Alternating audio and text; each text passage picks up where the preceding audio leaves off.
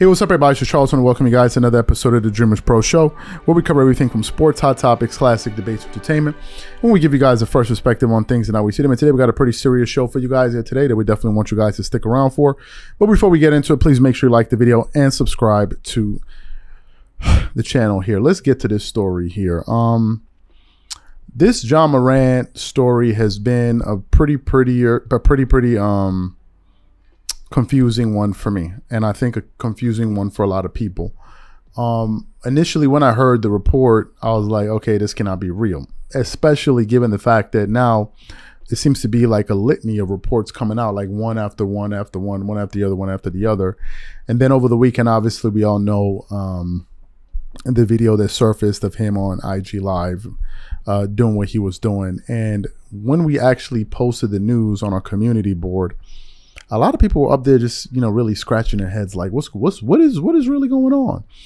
It even prompted some people in the media like Jalen Rose, Stephen A. Smith, and others to send a message to Ja Morant like, hey, bro, what's going on? Immediately after that, maybe less than an hour or two later, we got the news that the Memphis Grizzlies were basically suspending Ja Morant for 2 games, that he's going to miss the next 2 games. To me, I think that is a suspension. They suspended him without really using the word suspension. And then subsequently, Ja Morant started deleting all of his social media accounts, I believe his Instagram, Twitter, etc. And then this morning, while kind of combing through the internet, I stumbled upon a report here from fadeawayworld.net from Taylor Rooks that really released some pretty damning and very serious information surrounding Ja Morant and his future. So I want to get into this article here. It starts off with the headline. Taylor Jenkins says there's no timetable on Ja Morant returning from suspension. Ja Morant is finally being made to face the consequences of actions that have been bubbling under the surface for months now. The latest instance saw Ja Morant flash a weapon while partying in Denver, which led to a 2-game suspension for the Memphis Grizzlies star. However, his hiatus may stretch for more than 2 games, according to head coach Taylor Jenkins. Very tough moment. Everyone knows I'm not going to comment on internal conversations we've had as a team with Ja. We've had as a leadership group. We love him. We want what's best for him. It's going to be a difficult process, but we've got a great group to get him through this. The focus right now is to make sure Ja gets the help he needs to get in a better place, generally speaking. But on the flip side, embrace responsibilities and expectations of a member of this team. That's what we're dialoguing about.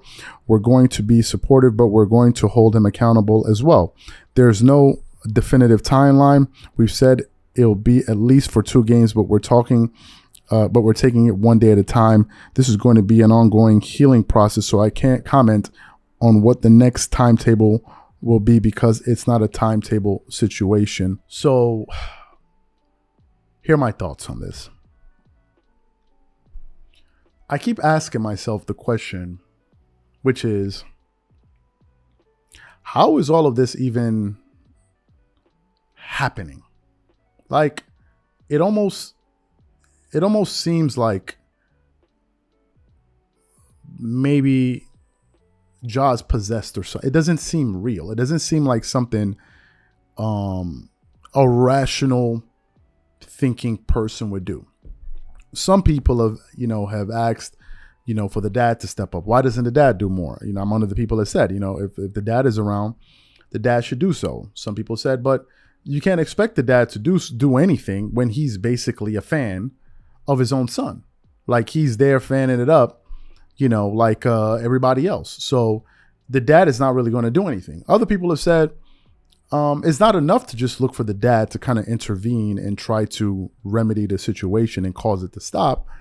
What about personal accountability on the part of Ja Morant? Why doesn't Ja Morant, do the things that would ensure that he doesn't find himself in situations like this? Some people have said, like Shannon Sharp and others, Ja has to be cognizant of the people that he has around him, and he has to make sure he has the right people in his corner, etc., etc., etc. To me, after thinking about it again, because I was really pro his dad should do something, but it's beginning to seem that maybe that's not going to be the case, which then brings me to think of Ja Morant himself and really what he should be doing.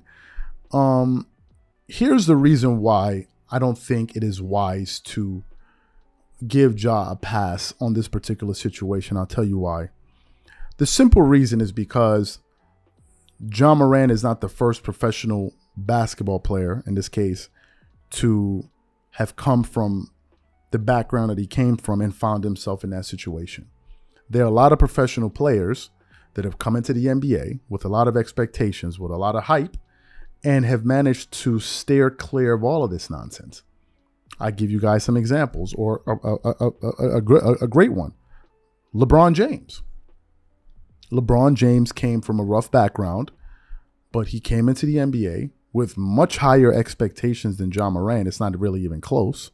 Much more hype. And LeBron came into the NBA and handled it masterfully. LeBron simply said, I'm going to stay away from the BS. And nobody's going to mess up my money, least alone me. LeBron seemed to have found a way to navigate through all of that. Some people said, well, maybe Ja's having this thing of he's trying to prove that he's tough. Why didn't LeBron James have that same thing of trying to prove that he's tough? Why didn't Kawhi Leonard have that same thing? Why didn't Paul George have that same thing? Why didn't Michael Jordan have that same thing? Why didn't, whatever player you can think of? Why didn't Giannis have that? Why didn't all of these other players feel the need that they got to prove they got to be tough? Which ultimately makes me think that maybe in the end, it comes down to the individual. Maybe it comes down to the individual. To me, looking at the entire situation, I just don't see what, like, who are your adversaries? Like, for you to do that in a video, who are you fending off? Number one. Number two, why are you fending off anybody? Why are you even in that space? There are a lot of successful people that are public figures that are very, very wealthy, and they don't have those type of problems because they don't attract it. A lot of the times, it's how you carry yourself. That's how it's going to dictate the type of energy you attract. Now, sometimes things come to you, and we understand that. But in this case, it's like, yo, who are you battling with? Who's coming for you?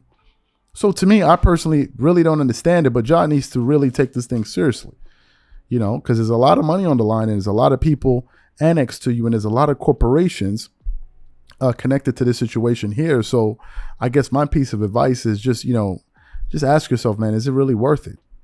Is it really worth it? And I think you quickly realize that it's not. And a lot of cats in your position and that are really in tough situations are out here looking at you like, yo, bro, what are you doing? Like, you want to be where we are right here with us?